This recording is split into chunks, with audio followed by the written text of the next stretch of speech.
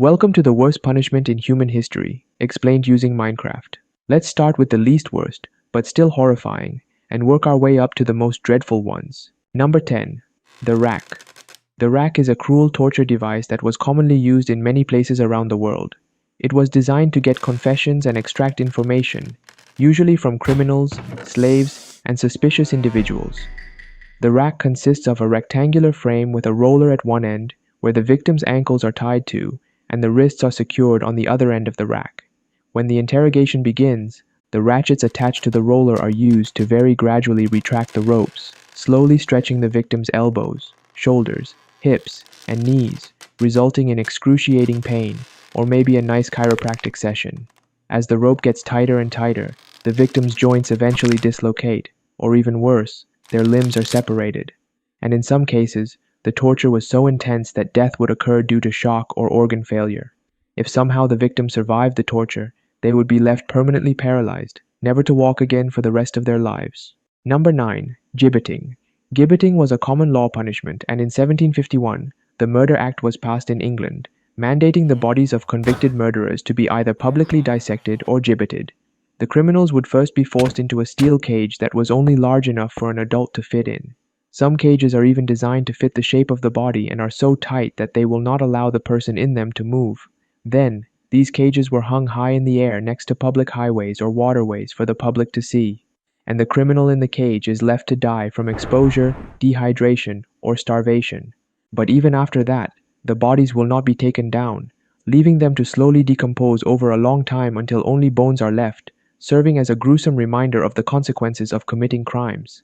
In the past, when a gibbet was erected, it would attract big, exuberant crowds, sometimes in the tens of thousands. But for a group of people, it was not a cause for celebration, because they lived near the gibbet, and the stench of rotting flesh was so potent to the point that people would shut their windows against it when the wind blew in their direction. Number 8. Execution by elephants. This execution method has been used as capital punishment throughout South and Southeast Asia, most notably in India, where elephants were used to crush and torment criminals during public executions. The use of elephants in execution served as a spectacle to showcase the ruler's dominance and authority through his ability to control wild animals, further solidifying their superiority over the people. You see, because elephants are such intelligent animals, they can be trained to torture criminals skillfully and slowly over a prolonged period of time. And a well-trained elephant could be commanded to destroy a criminal's body, limb by limb. They will first aim for the arms, then the legs, before ending the suffering by smashing the skull. Terrifyingly, crimes like tax evasion and even just theft were enough to get yourself sentenced to being pancaked by an elephant. In the end, when the European colonial powers colonized the region in the 18th and 19th centuries, this practice was eventually suppressed. Well, I guess colonization is not all bad. Number 7. Rat torture.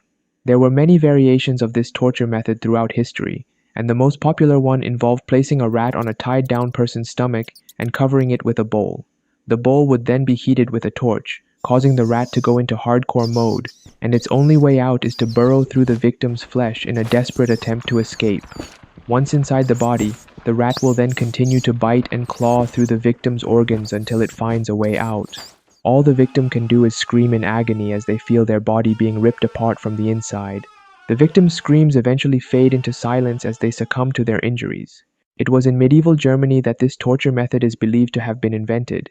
But it didn't stop there. Another gruesome alternative was to place the rat and bowl on the victim's face instead of the abdomen, letting the rat do a complete makeover on the victim's face. Number 6. Bamboo torture.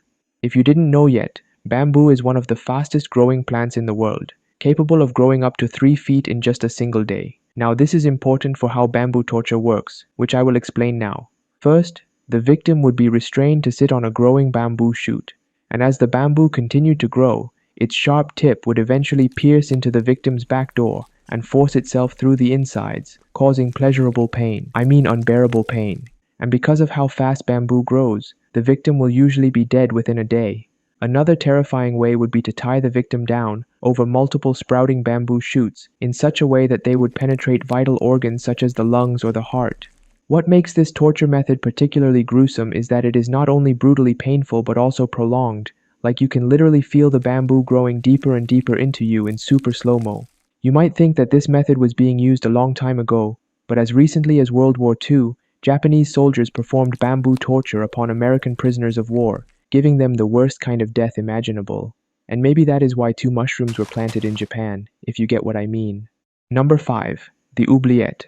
If you're French, you will know that Oubliette means to forget. An Oubliette was a specialized type of dungeon, shaped like a very narrow well, which is so small that it does not allow prisoners to sit down or even get down on their knees, forcing them to stand. And the only entrance is a trapdoor at the top, far out of the prisoner's reach. The prisoner thrown in would then be left there to slowly starve to death and be forgotten about, hence the name Oubliette.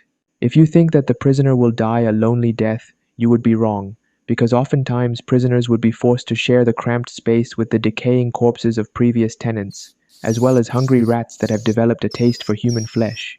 In some twisted cases, the prisoners would have just enough food and water thrown down to them to survive dreadfully. This was doubtlessly much worse than a quicker end, as the prisoner was kept alive for months or even years in the dark, eventually going insane. Some oubliettes were even built on ground level, so the prisoners would be surrounded by the noise and laughter of the people outside, reminding them of the life they could never have again. Number 4. The Brazen Bull. It was believed that this torture and execution device originated in ancient Greece. The device was designed to be hollow in the shape of a bull and made entirely out of bronze, with a door on one side. A person would be thrown and locked inside the bull, and a fire was set under it, heating the metal until the person inside was roasted to death. If that wasn't sadistic enough, it had a horn sound system that converted screams into the sound of an angry bull. According to legends, the sculptor Paralaus invented and proposed the brazen bull to Phalaris the tyrant as a new way of executing criminals. Ironically, Phalaris decided to test the device out on Paralaus himself. He must have thought to himself, "I'm so quirky." He ordered its horn sound system to be tested by Paralaus himself, tricking him into entering the bull. The door was then locked shut, and a fire was lit underneath, effectively cooking Paralaus alive. Funnily enough, karma caught up to him when he was overthrown by Telemachus, as Phalaris himself is said to have been killed by the brazen bull too. Number 3. Crucifixion. This is one of the most well-known torture methods, due to the crucifixion of Jesus Christ, whose death on the cross is central to Christianity. Crucifixion was not only physical torture, but also psychological and social humiliation. It was used as a form of capital punishment by various ancient civilizations, most notably the Romans, because they perfected this torture, and it goes like this. The victim is laid on the cross with their arms extended on each side of the cross. A long nail would then be hammered through his wrists, pinning the victim onto the cross, along with a nail fastening their heels to the lower end of the cross. The cross is then raised upward, and the victim would be left to die slowly and miserably. If the pain from the body's weight pulling on the hands against the nails wasn't bad enough, the weight also pulls the shoulders out of their sockets and expands the chest cavity, which results in asphyxiation. On most occasions before the victims were crucified, they were tormented with whips that tore their flesh and muscles. And not only that, the victims were then forced to carry their own crosses to the place of execution. The worst part is the fact that the victims could stay alive in this agonizing state for days on end before drawing their last breath, to the point the guards watching over them would just stab them through their hearts to end them, not to mercy kill them, but because they just wanted to head home already. Number 2. Flayed Alive. Also known as being skinned alive. Yeah, you know where this is going. Before the flaying would even commence, the prisoner would be scorched out in the hot sun all day until their skin was burned, or even worse, be boiled alive. These are done to tenderize the skin, making it loosen from the muscles and easier to peel off. The torturer will then begin to slice the prisoner's skin with long and precise cuts throughout the body. But the worst has yet to come. The torturer will now put his knife down and start tearing and ripping the skin off the body, piece by piece, exposing the muscles and nerves until the victim is truly naked. If you're unlucky enough to be skinned alive, you should pray that they won't start with ripping your face off first, because it would be the most painful part due to the large number of nerve endings on the face that allow for facial expressions. Frighteningly, if the torturer was experienced and precise enough, the prisoner could stay alive for days after being flayed. From here on, 3 things could happen. The prisoner could die from blood loss, infection, or even hypothermia, because of how vital the skin is to thermoregulate the body. Number 1. Scaphism.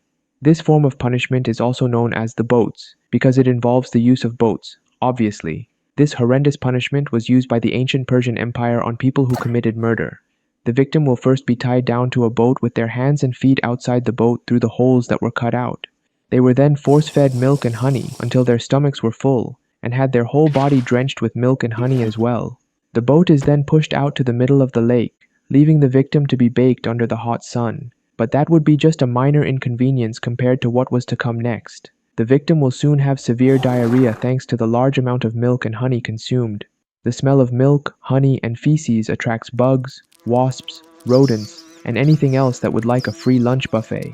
It was also said that the rodents would continuously attempt to burrow into the victim's anus. After the victim survived the first day of being eaten alive by the animals, they would be brought back to shore and be force-fed again with milk and honey, with more honey being drizzled upon their bodies before being sent back for round 2. This would be done daily to prolong the victim's suffering for as long as possible. A philosopher named Plutarch, who witnessed this repulsive torture, wrote about a man who survived for an excruciating 17 days before succumbing to his wounds. He noted that when the corpse was retrieved, they found his whole body nastily rotting and devoured, with swarms of parasites and larvae preying upon him as they were growing to his inwards. This has got to be the worst torture method ever created by mankind, because of how disgusting, agonizing, and prolonged it was.